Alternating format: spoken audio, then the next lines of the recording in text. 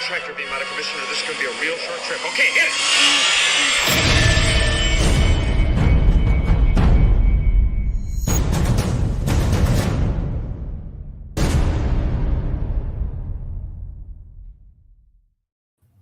Hey, how's it going? Hope everyone's having a good night. Good, what is it, Tuesday? Yes. Tuesday night. It's been a long weekend. I know CCU and Jason just got back. Jason got back Monday morning. You got back late Sunday night, right? Monday morning. Monday morning. Okay, so yeah, it's been a long weekend for everybody. Yeah. Luckily so far I've tested negative for COVID, CC. Shit, I forgot. Yeah, I gotta take a test because it was so like Mario and Danny tested positive. They both got it. Yeah, I saw an artist I follow tested positive. Got that vid. Oh. Yeah, it's I imagine thousands of people got COVID over the weekend. So like I was feeling kind of like crap yesterday, so I took a test. But it might be too early. I don't know. We'll see. In the next couple of days, I'm gonna probably test again if I still feel not great. But yeah. But anyway, we had just so everyone knows, we're gonna be, for this show, we're gonna be talking about SDCC, just our experience, some of the cool things that we saw that kind of stood out to us. You know, one thing we're not going to be really chatting about that much is like, oh, cool, Hall H did all this stuff. Like, we didn't go to panels. We didn't do a lot of stuff. We were even behind on one day. We made CC miss like one of the panels she wanted to go to, which is a bummer. But it's still like a lot of really cool things came out of the weekend. Like even just seeing stuff like the third scale mall from PCS, like getting able to see these things in person was really cool. So we're going to chat through some of that stuff. The bummer, I think, that I've mentioned to you before, it sucks that Sideshow is still not at the convention and doesn't look like they're going to come back to the convention. It's just such a bummer because it's so nice to get your eyes on these things and to see in person what the size and the look and the feel of these things are. Right. I wish Sideshow would come back. I don't understand it. I know that they're probably not making, like, it's not worth it to them. It just doesn't make sense to me. There's Jason. Yeah. I just wish Sideshow was there because that, when they were there, I've been a couple times when they were there. It's just so fun. Mm-hmm. It's so fun to go to that booth, and it was such a big booth, but yeah, they weren't there, but it was fun to see all the rest of the booths. I mean, to get to walk around. Like, I was gonna have us talk through our experience of just being there. Just so everyone knows, both CC and Jason came to SDCC and stayed with me over the weekend. It was a lot of fun, and we got to see people like Sean and Mario and Danny, Cuervo, some of these guys. Like, it was cool. It was really fun. It was really enjoyable. So yeah, CC and Jason got in on Thursday. I got back from my vacation on Thursday, and then we just kind of hit it after that. CC, you went on Thursday, right? You actually went to the convention? Yes. Yeah. After I finally, like, it was a bit of a drama because I got bumped for my flight, but I ended up going like Thursday afternoon. Right. Until almost closing, I think. Okay. Was that the day? Yeah. It definitely seemed busy. I agree with you about Sideshow. I've never been when Sideshow's been there, but it sounds like, and I didn't even go to the area, but it sounds like there either were Hot Toys on display, or at least they talked about them or showed them, because they were doing like their own virtual con where they did release a lot of things as far as teasers and stuff. So there's things that we had knew they were going to do, like the Cad Bane and the Thrawn, but we didn't see like prototypes until Sideshow was doing their Sideshow Con, and they went pretty hard this year, like in every IP. It's cool, but it's not the same as seeing it in person. It's never going to be the same as seeing it in person. No, and that's the frustrating thing. Like, it was, I was reminded again how awesome it is to see something in person, to be able to like feel it out. I mean, Jason, you'll attest to this. Like you went to the Iron Studios booth and saw the Deadpool and Wolverine statues. And that night, wasn't it that night that you pre-ordered those, or the night after, or something like that? I mean, seeing those in person had to make a big difference. If I had seen something like that online, I would have appreciated it, and I would have said, "Oh wow, those are great. Those are cool statues." But that would have been it. Yeah. They wouldn't have had much of an impact. Seeing things in person definitely makes a difference, and it always does, right? Because pictures don't always do justice. But yeah, when I saw them in person, we had gone back a second time, and then by that point, having had seen the film, I just was like, yeah, I got to get these. But they were also, considering the detail and the size, they were very reasonably priced. They're really cool. Yeah, they're really cool. Honestly, that was Iron Studios was one of the most impressive booths I think that I saw over the weekend, just because I like Iron Studio stuff, but I just hadn't paid attention to what they were coming out with,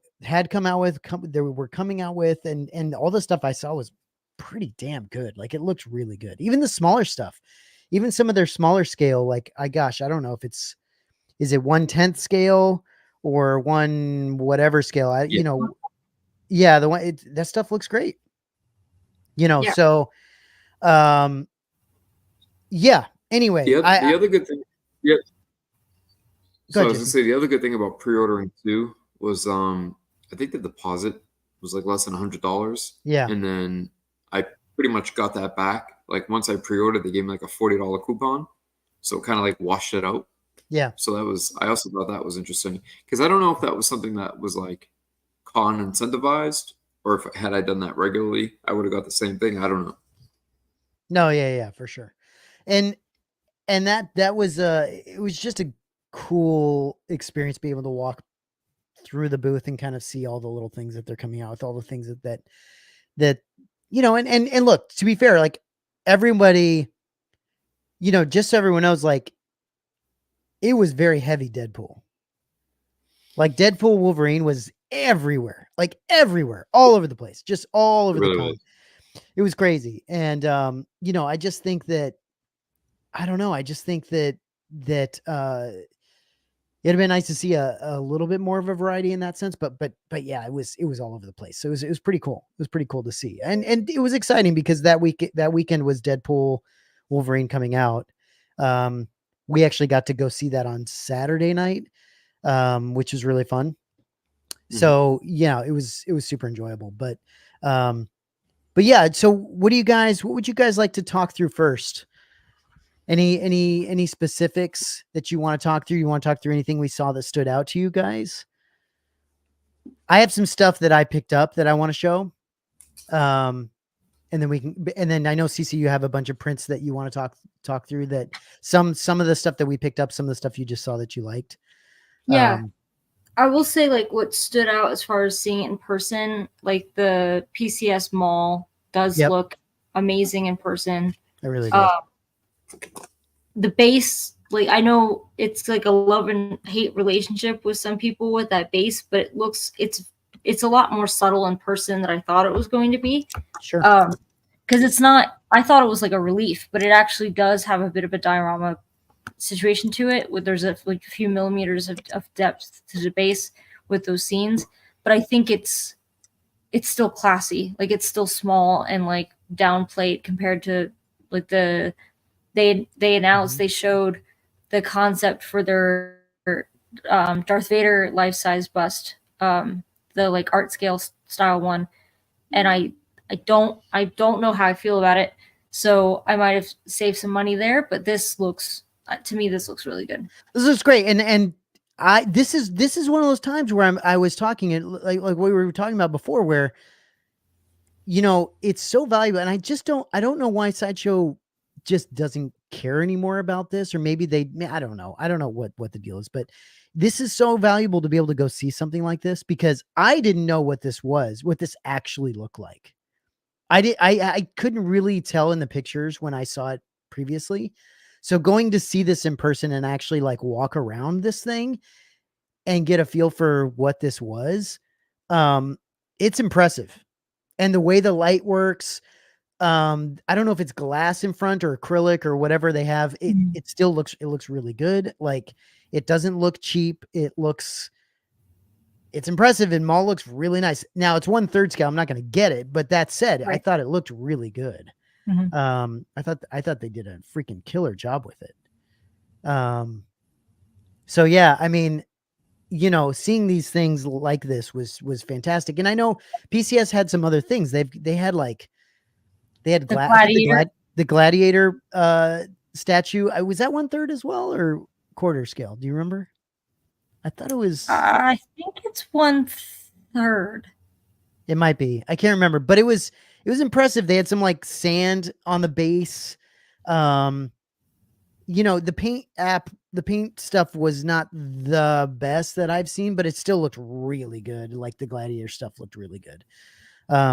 There's a couple other things they had. PCS was on it. They did a great job.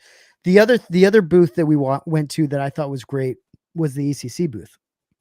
And CC, you mentioned to me that they had stuff that they had already had last year, I think. Yep.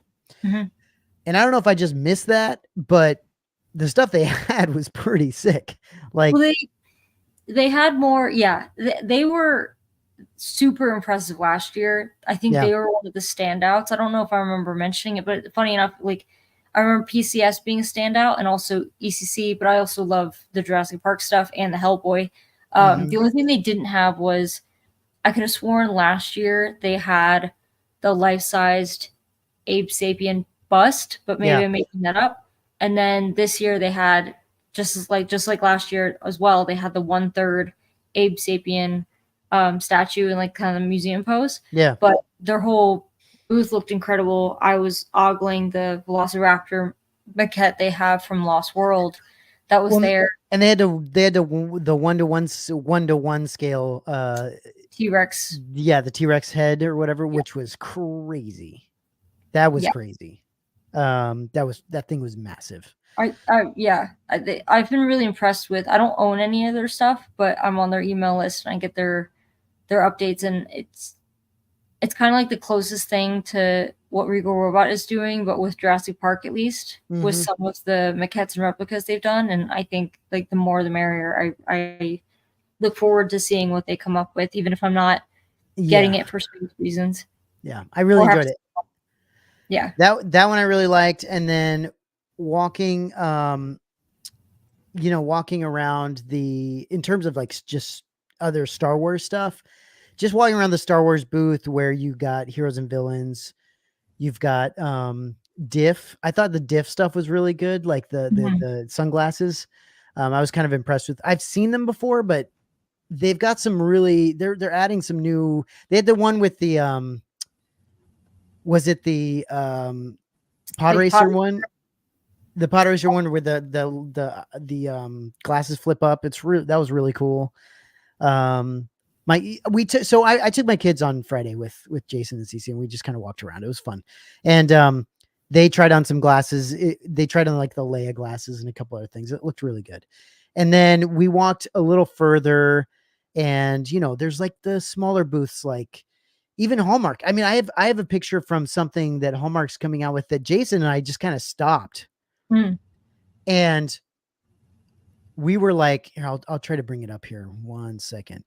Like, we were kind of like taken back by it. It's like a really small. Here, let me bring it up real quick. 1 second. Okay, this is what I'm talking about. So this was something that like we just randomly came across at the Hallmark booth, but like I didn't expect this, and I didn't even know that they were coming out with this line of ornaments. Essentially, it's an ornament, right? To put on your tree. And Jason, what you were like, this is brilliant. Like, yeah, I think it's brilliant for many reasons, right? So most people who are collecting Star Wars today got into it by collecting vintage, right? It's the nostalgia factor. Yeah. It's the sentimental factor, and then just reminding you of being a kid. And most of those figures were gotten when? Christmas morning. How many pictures do we see of people sharing where they're opening up their figures on Christmas morning? So to have the first 12 on vintage card back style as an ornament. Yeah. I mean, it's like, how was this not thought of 10 years ago? I know. Why was this is just such a no-brainer. Yeah. And what's also great about these is they really nailed the size, and I wonder how much revision they went through back and forth, because they're not too tiny, but they're not huge. They're Right. like right in the middle. They're almost like half scale to what a regular vintage card back figure would be. It's just a perfect size. I think they're even weight the tree down. I think they're even smaller than that. They weren't huge, but they weren't. Yeah, I'd say about like 30%, like 30%, maybe. Yeah, a little less than 50% for sure. But I just thought it was the great size. And then I think that Tuscan was exclusive to the con only, which it was so crazy. Like, I wanted to pick one up, but like as people know, the cons are just like elbow to elbow sometimes. Mm-hmm. And some of the boots, unfortunately, like they like to turn you down with a smile. Other boots are like really helpful. Sure. That's the kind of thing, like when you're waiting in line, it just gets overwhelming, or your attention is in so many different areas that you sometimes forget. You're like, oh, I have this on my list. And unless it's like imperative and you just see it in passing, you sometimes, oh, I got to go back there, and you forget because there's so much going on. But yeah, the Vader is coming soon, right? I think was like scheduled October, November. But yeah, what a great idea. And if they keep going with this, which they should, I mean, they can go to they can start doing variants and different card backs. It was crazy. So yeah, you did mention the Tuscan, right? That was the exclusive. Yeah, that was the exclusive. And honestly, if Vader had been for sale, I think all of us would have probably picked it up. Yeah, that was one thing we would have done. It looks so good. And that one, did it say when it was coming out, Jason? Vader was between October and December. Yeah. So that'll be one to pick up for sure. But I mean, all of them are pretty amazing. I mean, I can't imagine filling my tree with these. They can't, like, it's not like you can put like a shit ton of these on there, but having 4 or 5 spread around is totally doable. Like, I think, and it's a great addition to the tree. I mean, you could put them other places. Yeah, you can do that. You can even just buy them to put on display. Like, if you just want to have a mini version of them next to a regular card, kind of like how people pair Hot Toys or Black Series with their card. But also, how sometimes people put individual trees, like a little 2-foot, 3-foot tree for specific ornaments. Yeah, that would be great too. You could take a little 3-foot tree and just fill them up with these if you want. That would be cool. Yeah. And just, like you said, like you mentioned, it's good to know they aren't tiny. Like, they're not like this big. They're like, they're like this big kind of a thing. Like, they're like, they're reasonable too. Yeah. Reasonably sized. Yeah. So that the figure isn't like, like a micro machine necessarily. It's actually, but it's also not like when you put on your tree's not going to go like full. No, it's not heavy. It's not heavy. Because it's some of those Hallmark ones that are really, really cool. You hang them in the tree. Dude, they had some more amazing, like some more killer stuff. Like they had a little like Death Star, like trench run thing that could hold up your stockings. Like you could put on the mantle and hold your stockings, which was really cool. And you could get a couple of them and stack them side by side. It was really cool. Some of the stuff they had coming out. And people, it's a lot of the stuff, like we saw some of the stuff that we saw at Hallmark was sold out. Like you couldn't, like in the first day it was sold out. It was nuts. What's up, everybody in the chat? Kunji Club, Joel. Good to have you guys here. Yeah, we're just talking through SDCC stuff. We'll be going over prints and all kinds of different things we saw. But man, this was one of those random things that I just was like, wow, I didn't even know they were making these damn things. Like, that's really cool. He says, with Sideshow not being there, did you notice a lack of statues and 6-scale figures? I don't know about statues. There's a decent amount of statues. A decent amount of statues, just not Sideshow ones. Yeah. And then for Hot Toys, there's pictures I posted, I think at least one of them, of the Jar Jar. And I don't know if that picture was taken at SDCC and I just never saw it. But I will say, like, 6-scale figures, the booth that I think everyone was really talking about was, it was like ECC and InArt. So like half the booth was the InArt figures, and like the Paul Atreides looked amazing. Everyone was drooling over the Michael Jackson. I think those are super cool to see. Crazy. Because I'd never seen one in person before. Right. We didn't go to the private event that they had, but where they displayed them all and people could take pictures and stuff. But do you have pictures of the in-art booth, CC? Did you take some stuff? I can't remember. I didn't, but if you want, I could probably pull some up. Just because there weren't any Star Wars figures. Yeah. I get that. So I'll put this picture up with the Hot Toys real quick. We can, but yeah. Yeah, listen, guys, the in-art booth was look, and I'll just so this question again, was there a lack of statues and 6 scale figures? You know what? It's interesting because I think not having Sideshow there just let other brands stand out. Like I think 3-0 was still there, and you got to see some 3-0 stuff, which not. I don't usually care about that stuff that much. I walked around the Gentle Giant booth a little bit more than I would have normally, which is good to see some of the stuff they're coming out with. Mondo. Mondo. The in-art booth was fantastic. Mondo is my favorite booth. That's for other reasons, but the in-art booth was just, it's when you're walking and then all of a sudden from like 20 or 30 feet away, you see a tiny Michael Jackson and you're like, but it like looks so good. And the closer you get, it looks even better. It's nuts. That figure is so good. Like it looks so good. And they had the light on it perfectly. It was in like these module cases. It looked freaking great. And then almost all the stuff that in-art was doing was fantastic. I don't think in-art, I don't know why. They did not do that last year. No. But I think one thing that in-art needs to figure out is how to pose their figures without them like falling over, because one thing that was happening is they were kind of leaning them up against the back wall of the module. Yeah, and they were fixing every time we walked by the booth. They were fixing the figures. They were fixing the figures all the time, having to open things stuff. up. Lights were falling down. It was just a little bit of a kind of a shit show with that, and I just felt like for their figures and the high quality, the high end stuff, it needs to feel high end. Like it needs to have that feeling of like, and that's a simple, like get the right pose, tack it down. I don't know what you got to do to get it to stay, but make it so that if someone bumps it, it doesn't fall over. Like that shouldn't be that hard. But their booth was fantastic. And I think they had an event too that we didn't end up going to. That was a successful event. The private event.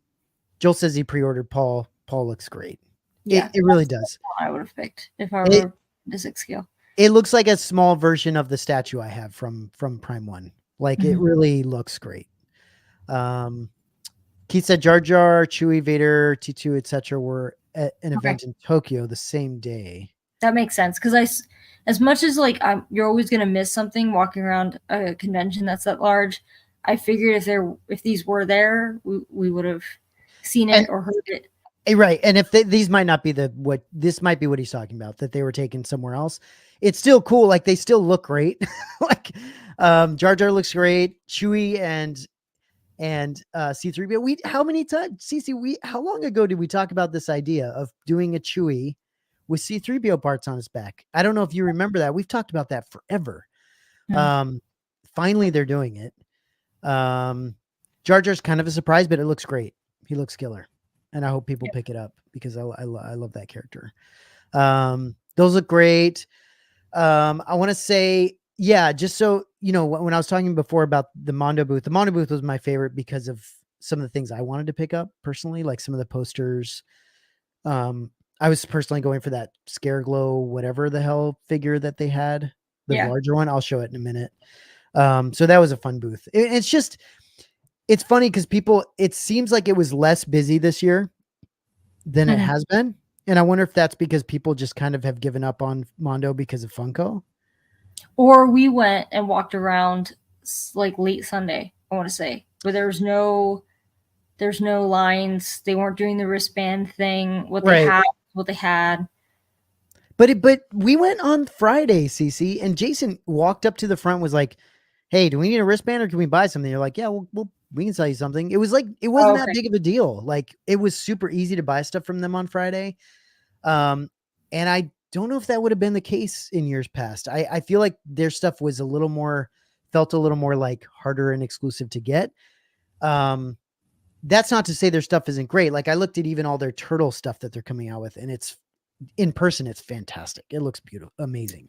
Yeah, we talked about. I do wonder if that's a reaction to the Funko situation, and it seems like they're going really hardcore, more on figures than they are on posters. Yeah, they even they also had some online releases, like I want to say Mutant did. I don't know if Coda did, but they did. I think it was Wednesday. Danny bought one of the Jim Lee prints, so they're doing. I think it was maybe one online release a day. Yeah. So I think they're kind of like trying to. Honestly, CC, I think so. Mondo starting to make toys probably got Funko to look at them. Would be my guess. Right? I don't know if they were just doing posters if Funko would have bought them, to be honest. Like, why do that? So obviously that's probably why they got bought. And then Funko being behind them now, they can make a bunch of toys that Funko doesn't make. So like it kind of makes sense. I just don't know. I wonder how long they're going to make posters. Yeah.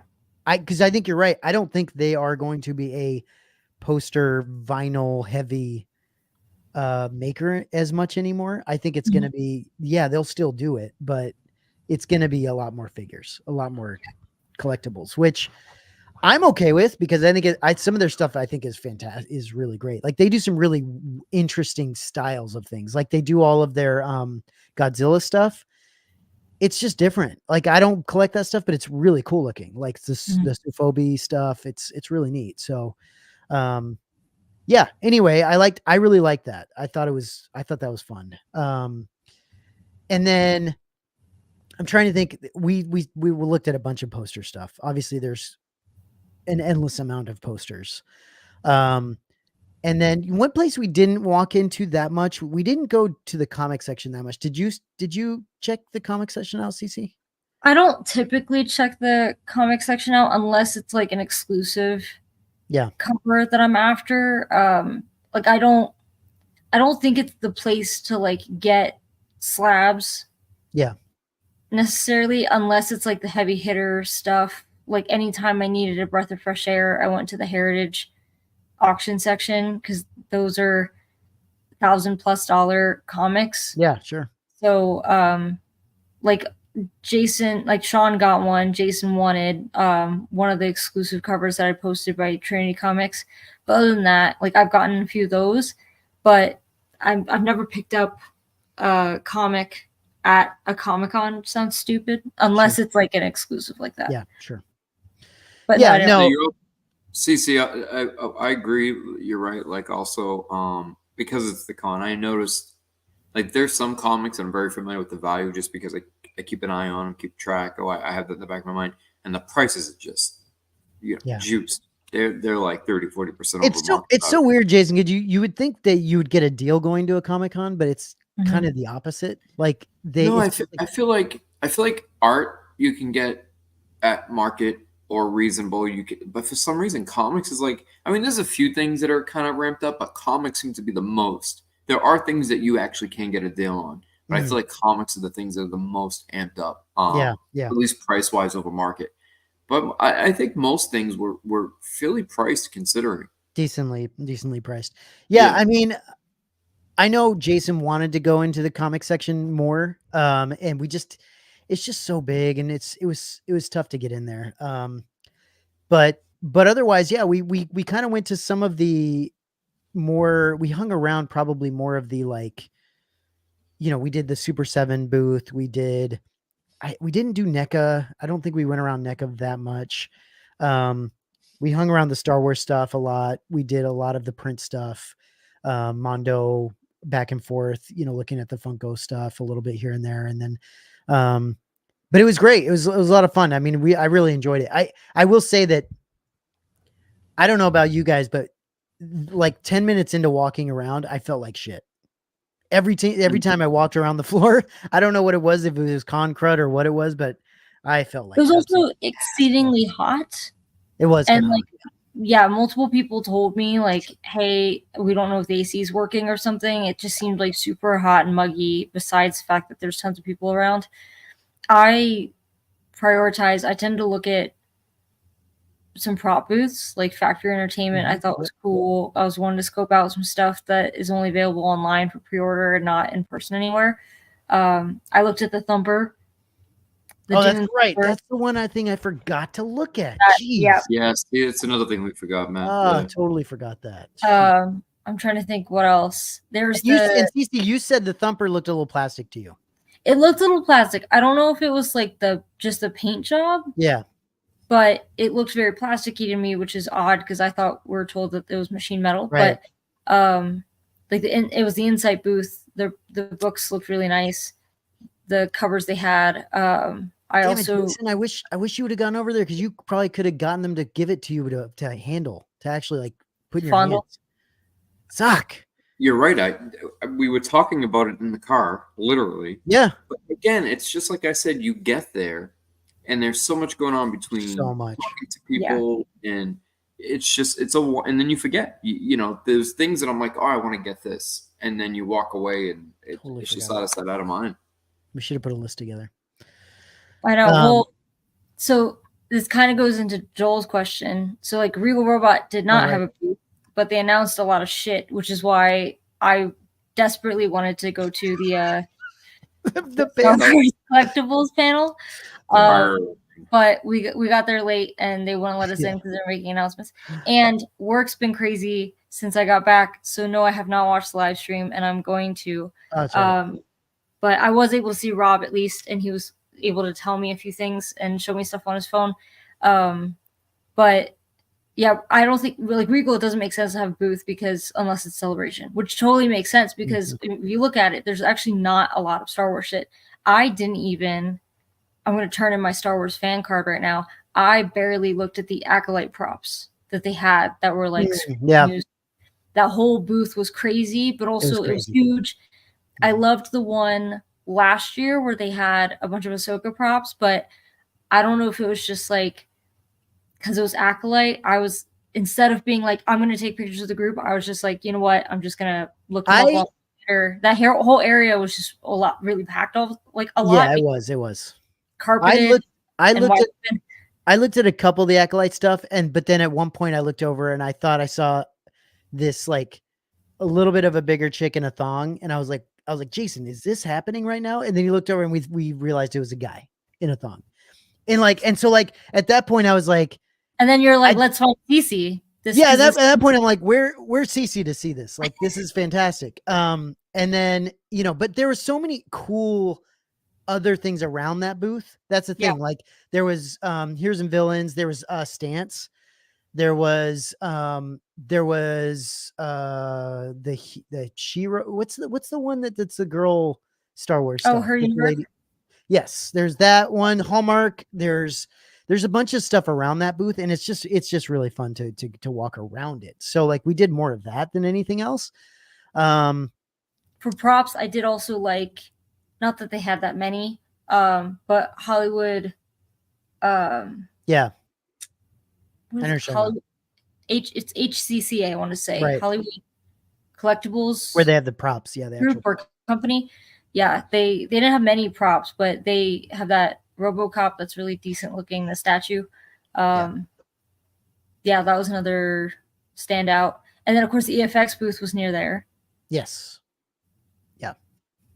Which was also another fantastic thing. And I know, Jason, you wanted to talk a little bit about the EFX, ATST? In the snow speeder. Yeah. So while we were out there, I was getting a lot of messages about that. I know a few people. I know Benjamin took a picture, gave a bit of contrast to the size of the snow speeder, etc. And I know there's a little bit of an uproar. People talking about the base, people talking about the quality of the pieces. Right. Will they ever be released? And all valid points, right? All very valid. I think that EFX have made some amazing pieces, both in the past and currently. But I think for a short time, well, actually, that's saying it lightly, for quite a bit of time, especially with the Biker Scout helmet, that was promised for years and years and years, and never went anywhere. Eventually just got released, a year ago, roughly. People finally got it after a 7, 8, 9 year wait. So that that definitely, a lot of people lost confidence. A lot of people had just kind of thrown in the towel. But things have changed. And I think around 2020, 2021, they started getting back in the game a little bit, and everything that they've announced so far, not everything, but most pieces that they've announced that said will go up for pre-order, has gone up for pre-order and has actually shipped, whether it's been, helmets, hilts, things like that. And I know they've been wanting to get back into, the model game for a while. And I think this is two interesting choices. I know there's more to come, but I think currently the offerings so far are interesting. The one piece is a snowspeeder, and yes, it's very tiny. However, it's meant to be. It's an exact replica of what was gifted. It was the crew gift for Empire Strikes Back. Yeah, being so small, and they even, it's still licensed pending, but the one that was given away as a gift was on a base, but also had the Empire Strikes Back logo on it. Now, again, that's pending approval. The snowspeeder is good to go, but whether or not they're going to put the Empire Strikes Back, it'll more than likely happen, but it's not affirmed. The firm is not confirmed. And then the price, a lot of talk about the price, it being thousands of dollars. Yeah, it's a small piece. I can't say the exact price. Obviously, it's not 100% confirmed. That's why, but it's going to be under $1,000, well under $1,000 actually. Quite a few hundred under $1,000. And I think for a piece like that, it's a beautiful piece, and it's a unique piece. It's not for everybody. It's not the MR Snowspeeder, but it does look good in person though. When I saw it, I thought it looked good. Yeah, Jason Neaton painted the master. I mean, there you go. You don't get better than that, right? He's handled quite a few of them, and he painted the master. And it's just a unique piece. It's similar to when they released the Death Star tiles. Those were lineage, right? Those were basically cast directly. Now the ATST was the one thing that was getting a lot of a lot of backlash. This is by the way, this is what we were talking about with the snowspeeder. Yes.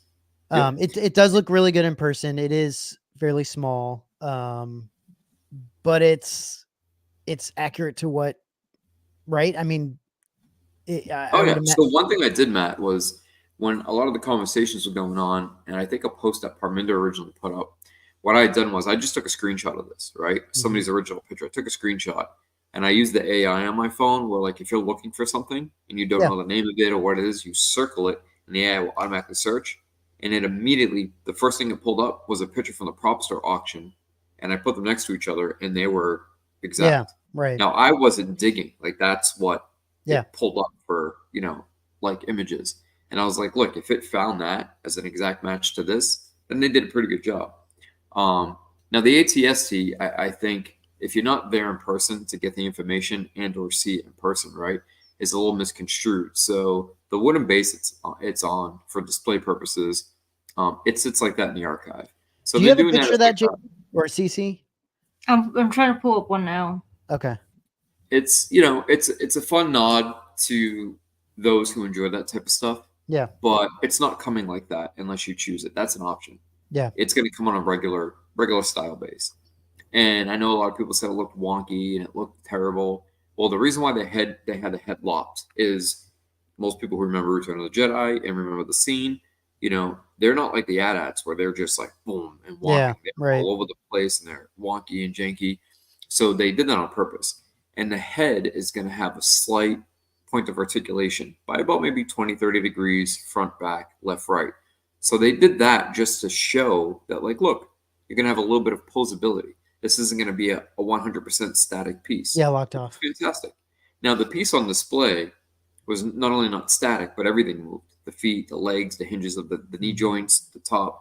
But I don't believe that that's going to be the final product. I think just the head is going to have the ability of going this way, this way. Because didn't he say that even the, I think the, what's it called? The armature or whatever is changing. Isn't that going to be more accurate or what? I don't know. I know that you talked to him about it, but. Yeah, I mean, there's quite a few things that, again, it's a prototype. It's a display piece. It's going up for pre-order, I think, fourth quarter this year, as a snowspeeder. And again, the price on that, not 100% confirmed. Yeah. But price on this is roughly, again, this will change. It could be anywhere from a couple $100 difference, more or less. But this is going to be roughly around 1,500. Yeah. And it's accurate to size. I mean, it's down to the dimensions. It's completely 100% accurate. I mean, Right. there's and that's what some people are missing, is that this is as if it's coming out of the archive with this correct. base. And again, pending approval, as it sits in the archives, there's also the little Drew Struzan ILM sticker, circular sticker on it. Again, that's pending approval. Whether or not that sticker will be on there, but even if it doesn't come with that, you can always print one online, stick it on. Yeah. But again, you also don't have to go with this base. This base is going to be optional. Just like the snow ski is going to come in 2 versions. You're going to have a basic version, then you have a Joe Johnston signature version. So I think the price difference between the two might be like $250, but both priced under $1,000. Signature or not, they'll be under $1,000. And this will be roughly around the 1,500 mark. Again, give or take. That's not confirmed 100%, but roughly around that price point. And then I think with the base, maybe an extra $100 or something. I don't see it being much, but I mean, it's pretty spot on, and it's the detail, the accuracy. And to be fair, like, listen, guys, the one thing that I think EFX doesn't do very well is explain what they're doing. But I think sometimes Regal Robot falls into that same camp where, you have to kind of pull it out of them sometimes, what they're actually doing and what they've kind of trying to get to. I think people are more used to Regal Robot at this point, but in the past, that's what that's kind of where they were. There's a lot of consumer education. Yeah. A lot. Right. Yeah. And this is the same type of thing. I don't think, I think there's a lot of people that pass by this thing and we're like, why are they doing that with the base? There is nothing to tell you that, like, oh, this is straight out of the archives or whatever. You gotta ask about that. Like, you got to get into that or that know it. Or even that it was optional. Right. Like, a lot of people are thinking that they're stuck with this. Right. And you're not. Right. And, people wanting a 3-inch chunk of polystone to hold it into the base aren't realizing that the way it sits is accurate either on this base or a different base. Look, different strokes of different folks, right? Sure. There's different things that people are into, but the fact that they poured over every last, inch of this piece to make sure that all the measurements are correct, all the details are correct, the accuracy of the head, the size, the shape. We've seen this in the past, and even that as a prototype was slightly inaccurate in size and proportion. They went over and revised this time and again to make sure it was exactly perfect. So I think this is a really good offering. I think it's interesting, and I think that, for the price point, I think it's very reasonable. And I just like to see them making stuff. Like, I like to see that they're using the license and that they're actually like, and that's the thing. They're actually making quite a few things, and I like that. They have other things coming out, additional hilts coming out, other helmets planned, and then they even have, which was announced from the Star Wars panel, they've already released a TIE fighter about 12, 13 years ago, maybe about 15 years ago, actually. Wow, it's been that long, maybe longer, actually. And then they're doing the TIE Interceptor. Yeah. And that's, you're probably not going to get any more accurate than that because they're getting all the details and info directly. And look, guys, like this comment, I've got no faith in EFX. Let's see what happens. That's fine. Like, yeah, that's okay. That's totally fine. Let's see what happens. Like, hopefully, I hope that they start, come back to making some really good, solid things. It would be great. It'd be great. Like, what we want as consumers is competition.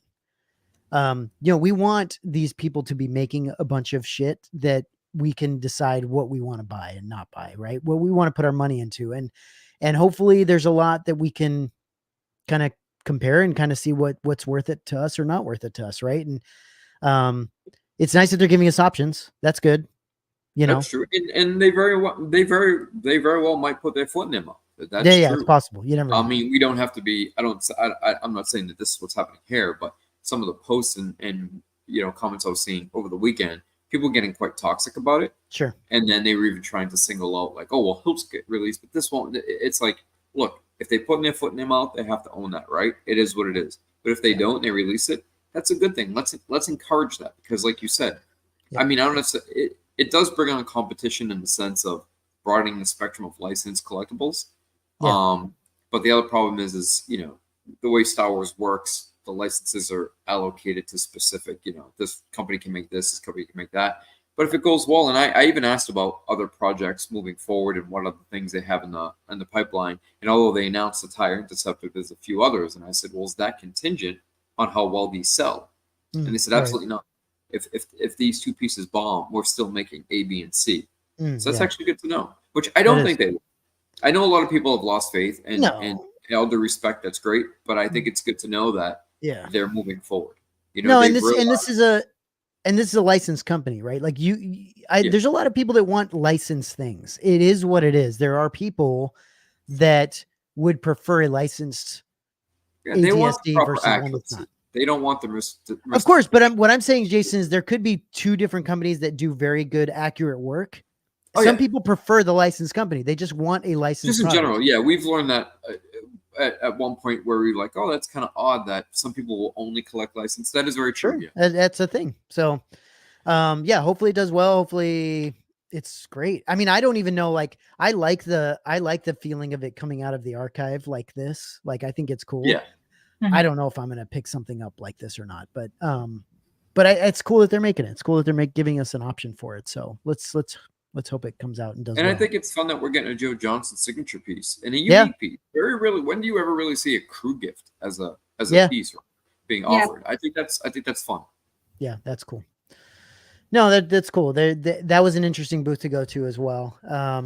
Let me real quick show the stuff that I picked up, because then we can go to CC. You talking about some of the prints that we saw, because there's a lot of prints. Like the print stuff was strong. Like the print game at SDCC is very strong. And I wasn't sure, because Regal Robot did announce so many things. Do you want to save that for the next show when we have more people on? Okay. Yeah, I think so. I don't think we want to talk about everything that came out necessarily. It's more just like what we experienced and what we saw that we kind of walked around and got to experience. I think what we want to do is go over a lot of the stuff that we've seen coming out, or that have been coming out with the guys over, in the UK, like Tony and Parminder and Nathan and those guys. That especially like all the hot toys and stuff. Like, there's no reason for us to talk about all this stuff. We could barely talk about a Jar Jar hot toy without Nathan being on. Yeah, I mean, that guy's it's breaking a rule. You can hear the creaming of his pants happening from across the pond. That guy's going nuts about it. So, which is cool. I love that Hot Toys is doing a lot more. We know they were really starting to do a lot of Star Wars stuff, but it's just cool to see them continue and do some really, I'm like Jar Jar, like, Chewie with the C-3PO on his back. It's fantastic. Like they're doing some really unique figures, and I love that. So, let me grab some stuff that I picked up. So, first I'll do the Stance socks. Like, we went to Stance. They always have some good stuff. Again, Jar Jar socks. I mean, I don't know what the deal is, but Jar Jar's just killing it these days. It's fantastic. I love it. So I couldn't not get this. These were great. So I picked those up, and then I think we were walking around the mall. It wasn't even SDCC. I think we were walking around the mall, and we went to the Stance store, and I picked these up. And I think I also got a t-shirt that's the Hellfire Club. So these are nice. I love Stance. Jason got an amazing hoodie at Stance that's super comfortable. Did you wear it, by the way, Jason? Did you wear it on your way back? I did not know. Oh, because it wasn't an ice box coming back? It wasn't. No, it was comfortable. Do we have the shirt? Oh, wait, you got the shirt. Yeah, I got the shirt. Okay. Yeah, I picked it up. So, Twins. did you got this too? Yeah, CC? Yeah. Mm-hmm. So then this is another shirt. Can you see it? Do I need to pull it? It's a little washed out. Oh, that's better. There, I'll just get it away from the light a little bit more. So yeah, this is a cool like pod racing shirt. Young Anakin shirt, which is kind of cool. This is a Stance as well as a Stance pickup. So that was cool. One of the better shirts that I saw Star Wars wise. And then this is the thing that I was bugging these guys about like constantly that I wanted to pick up, and I got it, which was exciting. This is a Scareglow, like interesting, like giant figure, because I'm gonna start getting back into some Master stuff because I love Masters. At that and Turtles, I want to get some more like unique stuff. But you can see his like bones underneath him, like you see like the bones inside of him, and like they glow when you light him up. It's pretty interesting. So anyway, I picked that guy up. That guy's awesome. And then I don't know if it's just because I have so many friends now who love Turtles, but fuck me, there's a lot of turtles releasing. There's a lot of turtle stuff, yeah. Between prints still ongoing, like there's no I know. one today. And I did get some turtles posters, and CC will show you those, but like the turtle stuff was really strong and really good. And even I didn't get a lot of the Super 7 turtle stuff, but they have some really good shit. And I know Sean picked up some of that stuff, but yeah, one thing I did pick up for my girls when we were there, and I think Jason got this as well, is they're coming out these like vintage like Rainbow Bright figures, and it's like the 40th anniversary, but like how sick is that? Like it's like I kind of feel like they have to keep it in the box at this point. It's so freaking cool. Yeah. Like how sick is that? That's freaking awesome. Like and I remember complete 80s vibe all over it. Yeah. And then I got this one and the Moon Glow figure for my girls, and then a couple like pins.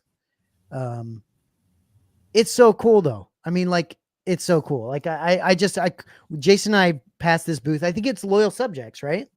It's Loyal Subjects. Are making these, and the people that are running that booth, that were running the Rainbow Bright booth, the lady was like super in the clouds. The guy was like very cool, and they're both very cool people, very nice people, but they were very unique individuals, and it was just fun to talk to them. And they actually saved a couple of these for us for Sunday because they thought that this would sell out fairly quickly. And so they saved us a couple, which was fantastic. So we went back and got those on Sunday. I was surprised that they did. And it was funny, that little stuffy, what was it called? Twink. So the wife, who was, like you said, with all due respect, a little bit, Yeah, she's a little clouds. She's like, oh, don't let anybody see that. They're going to steal it from you. And I kind of and then I see the husband, and he's like, hey, I put a Twink aside for you. He's like, hold on to that thing. He's like, someone will rip it out of your hands. And I'm like, yeah. And he wasn't kidding. He was like, talking like a $5 item. Like this was literally crazy. a $5 item. But that's the thing that went like immediately, they said. Yeah. Like, just gone. So yeah, there was that. And then I'll say at the end of the con, I tried to get another thing for my kids. Like I tried to get what was it? Hello Kitty doll. This Hello Kitty thing that was like this anniversary thing, and Jason was kind enough to give me the bracelet thing that you needed to get in to the line. But then I stood in line.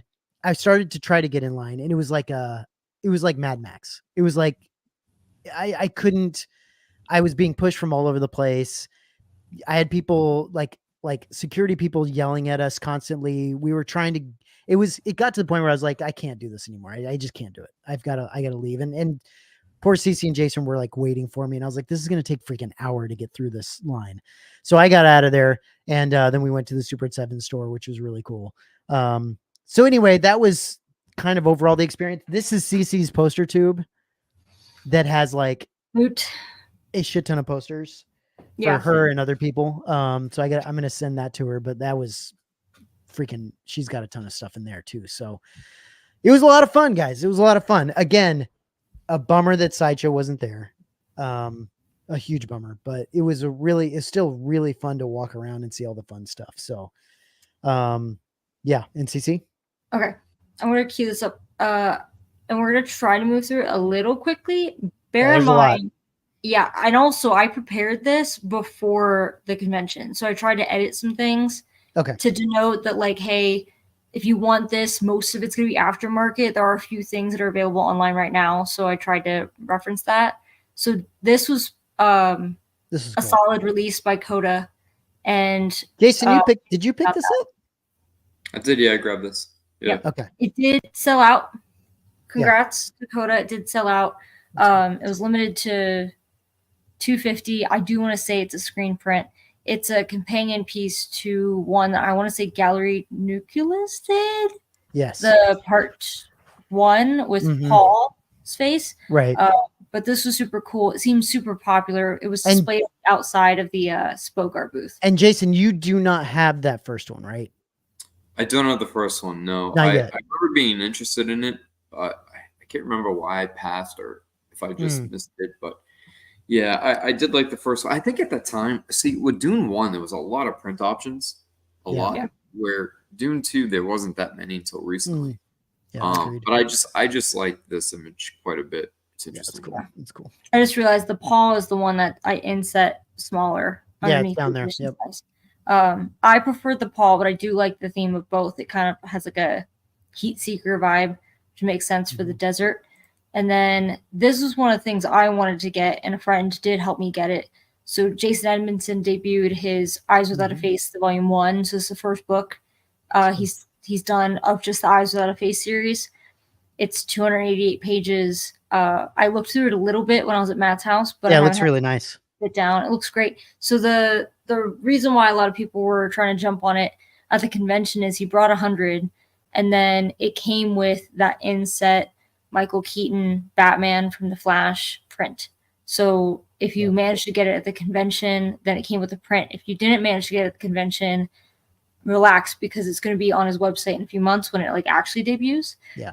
But it looks beautiful, heavy as a beast. It came in a box. I know Steve, Casual Nerd Problems, picked one up too. So it did sell out. I was worried. I think they sold out like 50 of them on preview night, between preview night and Thursday. So I'm fortunate to have gotten one. This was one I thought was popular. I don't know if it's sold out, but I did get it. It's not my favorite Tarantino film. That's Reservoir Dogs, but something about the art. This looked very biblical. I thought it was really pretty, cool, despite the theme. This was limited. Right, scene, no? I'm sorry? I said the scene looks like the dope's hitting her veins, right? Like yeah. The eyes, yeah. Yep. There's a few others, of course, that he did. I know the Paddington was one that Todd wanted, Paddington Bear, but this was the one that I managed to pick up. This one I think was an in-person release, but now I'm second guessing. But it was made by Mutant. I did go to the booth briefly, and they were in a real bad spot. And I figured out why afterwards. It's because it was very last minute that they were going at all. So Coda, yeah, because I didn't even see their booth. No, like it was literally all the way on the other side with like the anime stuff almost. Like it was almost to the opposite end of Artist Alley, complete opposite, like almost to the wall. And whereas all the other poster people were like relatively close to Artist Alley, which makes sense. But I thought this was really pretty. It was on a gold really foil. Nice. Actually, now I remember. So this one, it was a previous release that I don't think was on foil. And then this one was the foil variant was available. And it was limited to 115. And I'm guessing they sold out of it. I don't know if any will be online. Nice. Yeah. Nice. So this one is, I want to say, still available online. It was initially available online for pickup only, but this was the exclusive that Acme Archives had. One of two, which that boggled my mind because the other one they had is the one I ended up getting because I think it was brilliant. But this one's from Trisha Benson, Dark Side Rising. It's 13 by 19, so a smaller one. And like I said, the information there is that if you ordered it online, it would be for pickup at the con. But I want to say everything that was left over is going to end up online if it's not already. The colors are nice. This is a good one. That's okay. I could be hit or miss with Acme. I'm not going to lie. I just think a lot of the Acme stuff is like, I don't know. It just doesn't seem as like, I don't know. I don't know if I want to. I mean, it's just not as good in my opinion. I don't talk about Acme's releases when it's just them often, but of course they have the Star Wars license, so anything that Bottleneck does, Mondo, etc., like always goes through them anyway. Sure. Sideshow with one exception, so it's not like they don't do good work. They're always doing good work because they technically like it's their license that everyone's using, but I find they could be kind of hit or miss. Yeah. This one I just want to feature because it did seem kind of popular, and also I'm a huge Batman fan and a fan of Phantom City Creative. So this one released somewhat recently with Bottleneck, 24 by 36. The regular was limited to 250. The variant, which is the one I got, the black and white kind of one, was limited to 100. I want to say of note, this is the first DC release that they've done in this, what they're calling the Icons format, not to be confused with Icons. But they've done a ton of Marvel heroes in this format, but this is the first DC one that they've done. So I hope they continue, and do some more. Superman would be fantastic too. I thought this was nice. I have the first one that he did that was not licensed. So this is I want to say Pascal Blanche, if I'm pronouncing it correctly. This is the Dune 2. It's just really hard to make those worm things look badass. They look like dicks.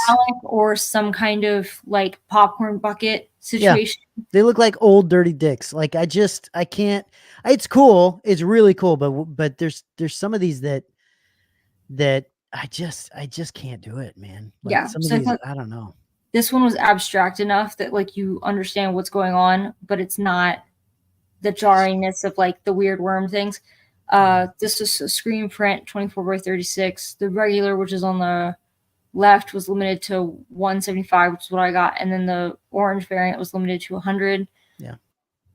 And I'm just happy they're licensed as well, because the first one he did for Dune, it was before the movie had even come out. This was years before the movie, I want to say. That's a badass one too. I don't know how popular this one was, but it's nice. It is nice. No, did you see this one, Jason? Did you see this in person? Oh, but I like it. Yeah, so this is I like that it's 18 by 24 inches too. Yeah.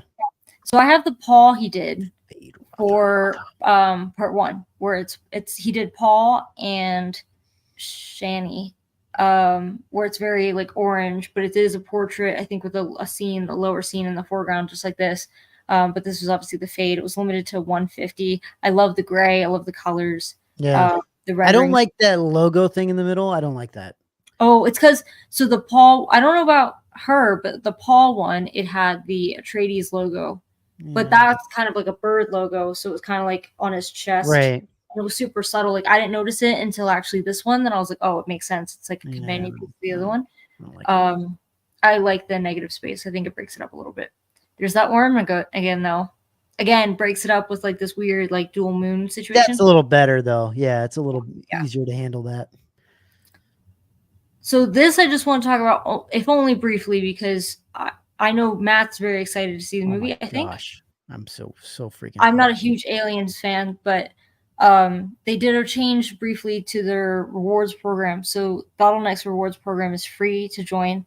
You just have to click on, like, if you go on their website, I think it's a little circle that looks almost like a Bitcoin logo, but it's not. You click on that. You just put in your email address, create an account through the website. They've done a fuck ton of pre-sales just for rewards members, whereas they used to be a little less generous with that, and they would do pre-sales if, like, say you bought work that artist had done previously. They do a shit ton of pre-sales for rewards members. So this one was, if you, between, I want to say July 22nd and August 5th, if you order anything using your account, like using a pre-sale link, it'll be a link and a password. You will get one of these prints, either the one on the right, which I think they said A and B variant, or the one on the left, for free. So it'll be one per tube. So, like, I've ordered 4 prints so far with these SDCC releases. It doesn't mean I'm getting 4 of these. Yeah. It'll be 1 per tube. They also made another change where if you share your, like, order confirmation, like on Facebook or Twitter, you get points. The other thing I didn't mention because I'm lazy and I won't do it is they added, like, a virtual race, like 5K, 10K kind of situation, where if you do a virtual race like that, I think you have to register through their website or something like that, prove you did it. You'll get like a fuck ton of rewards points to use for money off of prints. I'm not a runner. The only running I do is my mouth. So that's not for me. I'll just keep buying stuff instead, but that's cool for people who are already into that stuff. Yeah. But these are nice prints. I didn't talk about it or put it in because it was so last minute, but Matt Ferguson just did. Yeah, he did one. Yeah. It looks really badass.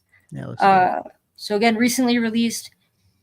The variant went super fast, and that's the one on the right. It was a foil. So much to look at. It's freaking. The regular was time. So his stuff is a little on the busier side. You think? Religiously so. I still like it.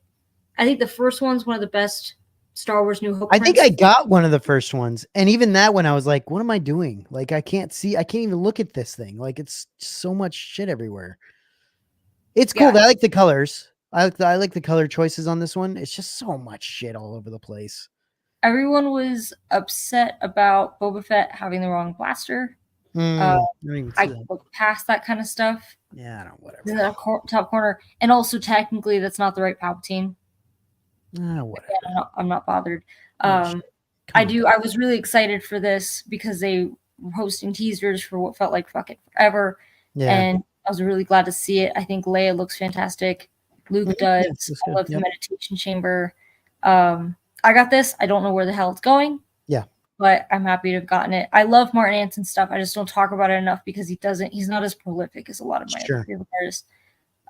Next up. Oh, this was just showing so they're definitely like gung-ho about the acrylic panel variants of these. So this one, the acrylic panel version, was layered. And I think Sean might have gotten this. So it's like the foreground is one layer, the background is another layer, and then there's even, so I think like the part with Vader is one piece. There's another piece. Is this the same print? Yeah, see, I mean, that I could see going for because it's so unique, like such a unique thing. Hopefully they do more of this shit. Like they're totally doing more. Actually, I'd love that. I have, if I get up, if we have time, I have the McFarlane one they did where it's the gold Spider-Man cover. That's cool. And the one I have is specifically comic book sized. So it's a great companion piece if you have a bunch of comics or slabs. Yeah, that's cool. Because it's about the same size. And I do know that I've told Bottleneck, like, if you do more of those comic covers in this kind of acrylic panel shit, I'm done for. And specifically DC. They've done Marvel. They teased they're doing a Spider-Man one, another one. They did a Wolverine as well. I don't think it was the comic size, though. I think it was 18-24. But they're it's more. Yeah, it's cool. It's not like Daniel Danger-esque, like that far, like with the layers, but it is cool. It is cool. Like I think I could see picking up some of these if they keep doing them. Yeah, for sure. Yeah, if they do more comic covers, for sure. Like especially, I'm in trouble. Like these, I will say this, like of people who ask me like, well, what's better, acrylic or paper? I'm always going to be a paper person just because they're easier to store if you're not going to display them. Right. But acrylic does seem very one and done. Like if it looks great, the quality looks really nice when I'm seeing in person. But they're just going to be very difficult to store. Like metal ones. Metal variants were a thing for a while. They're just kind of difficult to store when you're not displaying them. Yeah. Real quick, Flippin says, you guys already talked over the recent Hot Toys releases. No, we are going to do a different show. Flippin, we're going to do a different show where we talk specifics like Hot Toys, some of the Regal Robot announcements, some of the sideshow stuff. Like we'll do another show where we talk with the guys over in the UK about that kind of stuff. Because we just briefly showed a picture of the Jar Jar, but not Vader. Right. Grievous. There's a lot to talk about. So and yeah, what we want to do is kind of have a show where we're talking about our experience and then talk through some of the things that we picked up and then also just some of the prints. Like the reason the print thing is so long is because honestly a lot of this stuff was at the con and it was just overwhelming. It was so much stuff. It was crazy. Or like Bottleneck doesn't go. Right. And also but they release stuff at they the don't same go to time. NYCC, but they release a fuck ton of stuff. They always do. So this one says upcoming. It's not. This has already been released, but this was by Tom Walker, Batman Animated Series. I really liked this more so than I think his last one he did. But the regular is the red. The variant is the blue. I think this was pretty popular. That's cool. Limited to 275 for the red, 125 for the blue. It's nice to see the appreciation for the animated series, and I hope that picks up even with the new animated show that's coming out soon. Yeah, for sure. I forget what it's called. Gotham something. I know these were popular, also worthy of noting, if only because the acrylic panel version is actually the one on the far right, which I thought was surprising. So normally the acrylic panel, they might have like the regular and the variant in that style. This one, if you liked that colorway of the red and the green, you could only get it if you got the acrylic panel version. It wasn't layered, if I remember correctly. I think it was just like the flat version. But 18 by 36 by Juan Ramos. X-Men 97 was really popular. Yeah, it was really I good. expected to see a lot of it at the con, but I think Deadpool Deadpool was everywhere. dominated a lot of stuff, but I thought all of these were good options if you managed to get one. And then, so this one is, it might still be available through Sideshow. So it's another one with Jason Edmondson. It's based on the premium format statue. So the licensing's a little, it is licensed, but I found that out recently.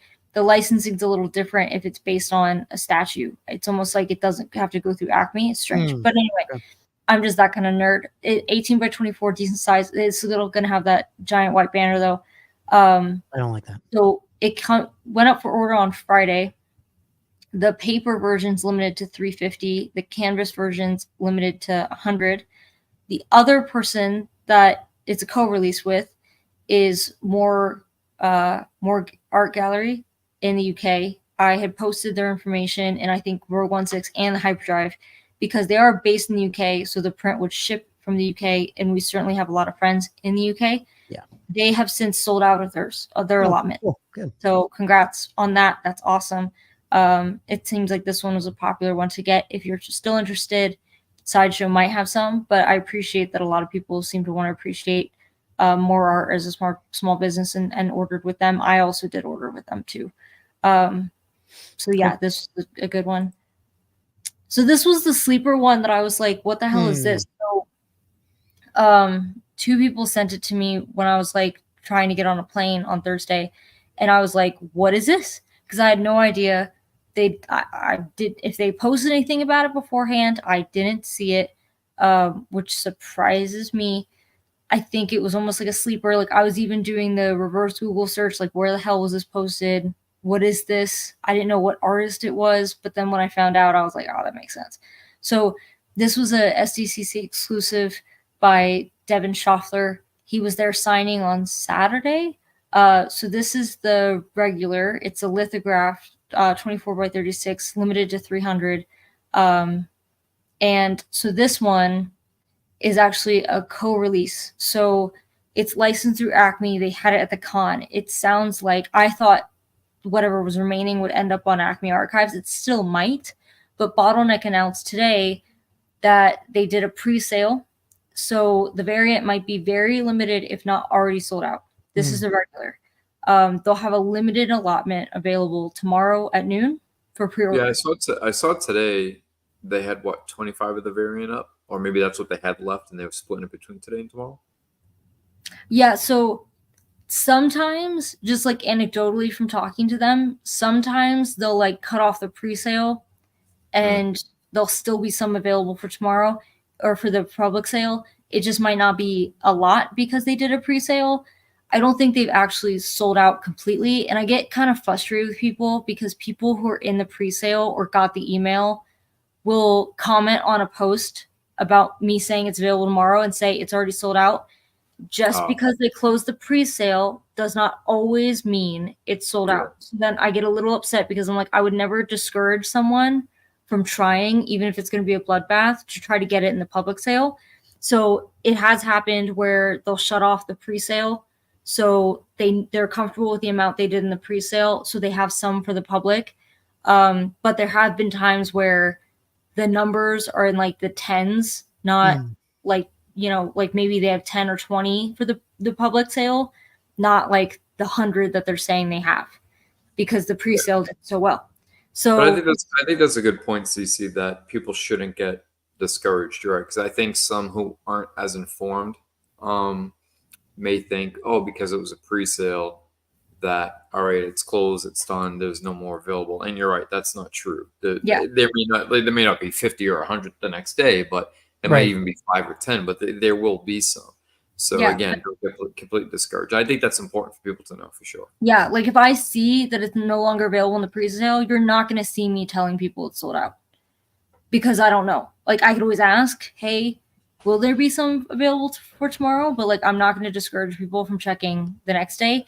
If again, it might just be more difficult than typical, but again, signing up for the rewards program is free. This one was a pre-sale today, for rewards members, not for people necessarily who bought his previous work. His trilogy stuff was really popular, so I'm thinking this will be popular. So this is the regular, and then this was the variant, which is just a little more desaturated. I was calling it the black and white with pops of color that was limited to 100. So this is the one that I think it is either sold out or they have a very small number available for tomorrow. And remember, because it's a co-release with Acme, I think they already didn't have a lot. There's no way, like, it's not like Bottleneck is going to sell 100 of these. There's no way, because they sold some at the con, because Acme did. So, but I do think it's great as a Skywalker saga piece that all the characters are there. Yeah, it's cool. Very well done. So this one I just want to throw up real quick. It's available now through Hero Complex Gallery. It's not licensed, if that's a thing that bothers you, by I want to say Jaime Ventura. Eclipse of the Empire, 24x36, limited to 250. It does look decent in person. I saw this at the booth. Not one that I picked up just because my Rogue One stuff is far eclipsed by the amount of prints I have. Yeah. More prints than anything else for Rogue One. But it's always nice to see more Rogue One stuff. Yeah, that's cool. And it's available now. I want to say it's also available in 2 different sizes, 24x36 and maybe like 16x24. I can't remember. I'm including this because it's a solo. It's not called Eclipse of the Empire. I didn't change the title. It's it's a solo piece. It's kind of cool. I think this one's also available in 2 different sizes, but it's limited to 50. By Nate Gonzalez. Like I said, it's currently on the website. I didn't see it in person, maybe just because the booth space is limited, but I'm always like trying to find more It's like a cool vintage style. Yeah, I like that it has the title and everything else, because even with licensed stuff, it's not always a guarantee that it'll have like credit block and stuff. So yeah, not bad. And then this is one I did see by Sam Mail. We're definitely in the era of Phantom Menace. It's having a moment. 24x16, limited to 50, available now on the website. Do you not like? Not great, no. What? I like the colors. I think Obi-Wan looks like a freaking cartoon figure in this. It's a little, the style's different. It's certainly not as realistic as I'm used to. But I thought I'd feature it because prequels are having a comeback. Yeah, I'm featuring this one because I'm selfish and I got it. This is by Joey Mason. It was exclusive to the con, but of course it's available on the website now. They called it Canadian Dive Bar. It looks really good in person too. Yeah, so it's a G-Clay. It's a decent size. I'm going to see if I have space for it, but it's a 12x24, limited to 100. I wanted to get a Deadpool thing because we saw the movie and I really enjoyed the movie. Yeah, the style of this is really cool. It's very like Americana almost. The color's nice. Yeah. And then cool. I want to talk about this just because I hope to fuck it becomes a comic or like cover or poster. They announced that they're doing a series called The Battle of Jakku Insurgency Rising. This is a Marvel comic series. And Rod did the promotional art, which was this, to announce that. So I'm hoping this becomes a cover or some kind of promotion. I was hoping it would be at the convention, but I didn't see it or see anyone talking about it. It'd be a sick Virgin variant cover. Yeah. If they did that, that'd be really cool. I'm a sucker for a melty Vader, so I really want it made. So this was one of Matt's pickups. It was also quite popular. Sean got it after we showed it. Did you show it to him? Yeah, I told him to go look at it. Yeah, so I got 2 different turtle prints, which is interesting, but this one, so the first one I got was from Mondo. Then I went and I was looking around and Jason actually saw this and was like, dude, you got to look at this thing. It's crazy. And I was like, all right. So I went over to the Coda booth and I like couldn't keep myself from buying it. I knew once you saw it. Yeah. Well, the issue was you had already purchased a turtle print from Mondo. Right. So I was like, but then when I seen this, I'm like, I got to take a picture. I was like, once he sees this, it's a no-brainer. He has to get this. It's so good. And it's like, you don't see it, but the foil on this thing is ridiculous. Like the swords are foil, the helmet's foil. Like there's all kinds of awesome, like really glassy mirror foil type finishes on some of this stuff. It's so sick. Yeah. You can kind of see it in this picture. So it was available. So Spoke Art shared booth space with Coda. And I say that because if you're in the Spoke Art Facebook group, I recommend it. Mm-hmm. They may or may not be doing a pre-sale of their SDCC exclusives in the Facebook group first. I think Mutant might also be doing the same thing with Spoke Art. So they shared booth space with Spoke Art. This was available for, I think, what he said, like a year on their website. Mm-hmm. Yep. I just tend to miss A, Turtle stuff, B, Spoke Art stuff, honestly, unless it's Star Wars related. But I think a lot of people saw it in person and were like, holy shit. Like, it was really funny. really impressive. As we're talking, CC, I'm looking at it now and I'm just like, but in person, it's just a magnificent piece. It's so good. It doesn't, you don't see any of it looking at it in the image, even when he's holding it. No, and I don't know if I would have bought it. Pieces. Yeah, and I don't know if I would have bought it just looking at it now, just what image. What it looks like this. But when you see it in person, it's so ridiculous how good it is. And that's a testament to some of these pieces of art and some of these like statues and figures. Like seeing them in person makes a big difference.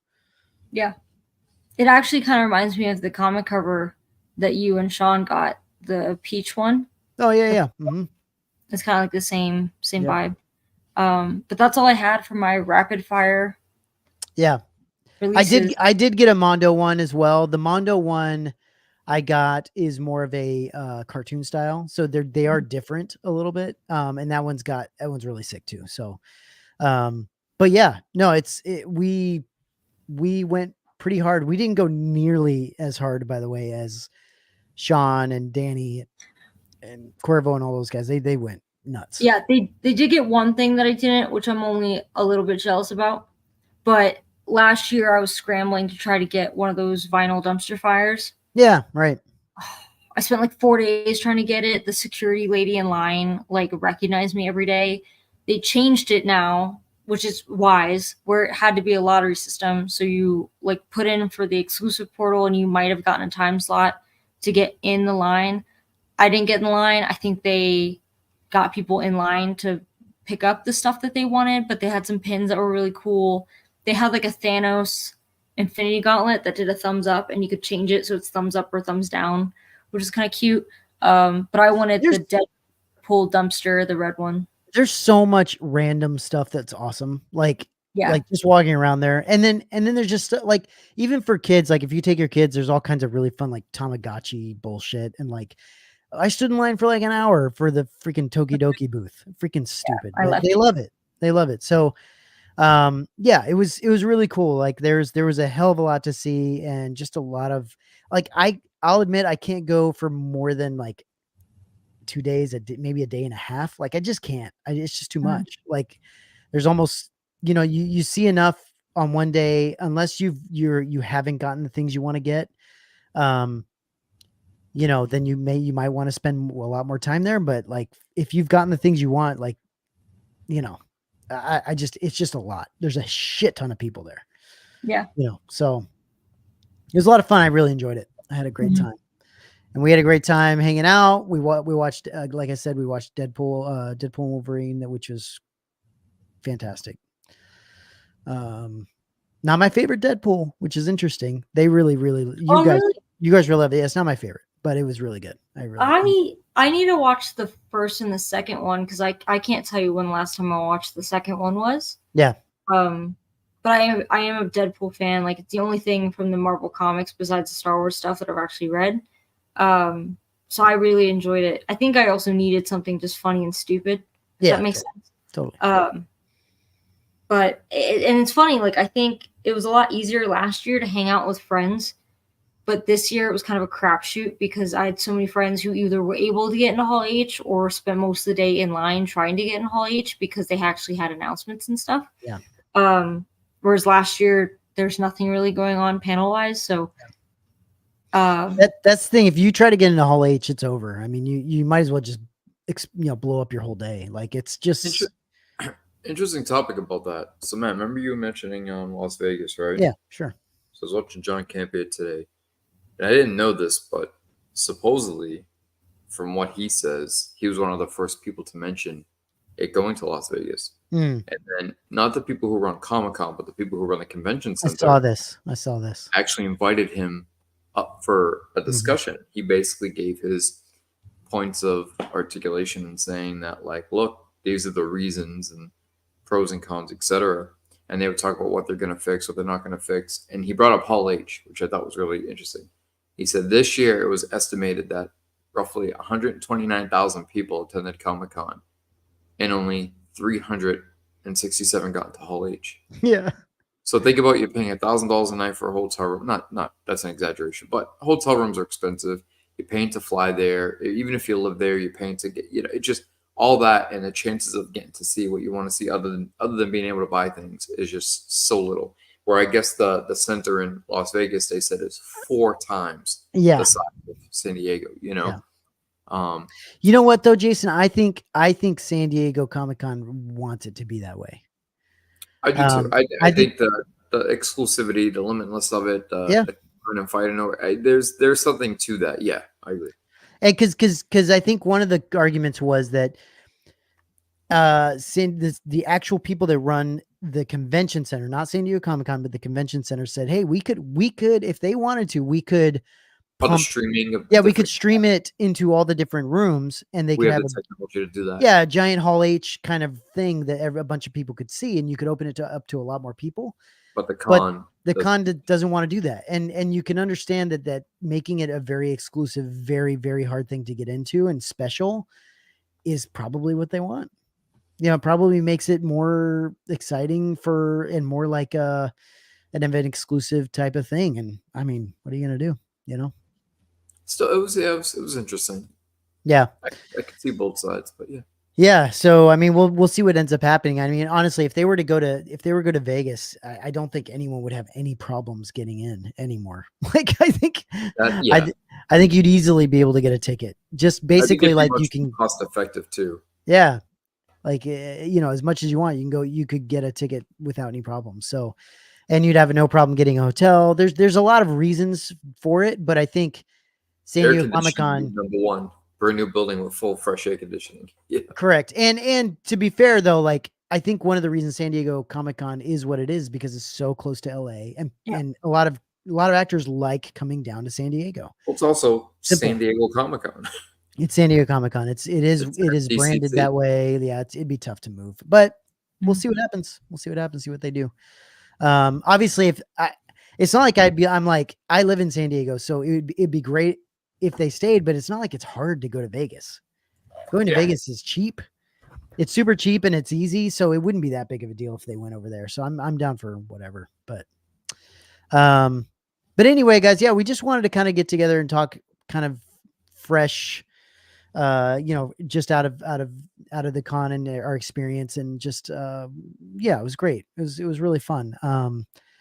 Just more comic, more like, collectible focused and art focused and all that stuff, just what we saw. And we'll do another show where we talk about, get into depth of more of the like Hot Toys, statues, announcements, and, prop replica announcements, all that kind of stuff. We'll do another one. So we'll try to get the UK guys on. So, yeah. All right, guys. Thank you whoever hung around and whoever's going to watch this afterwards. We appreciate you, and we'll see you soon. Bye. Bye.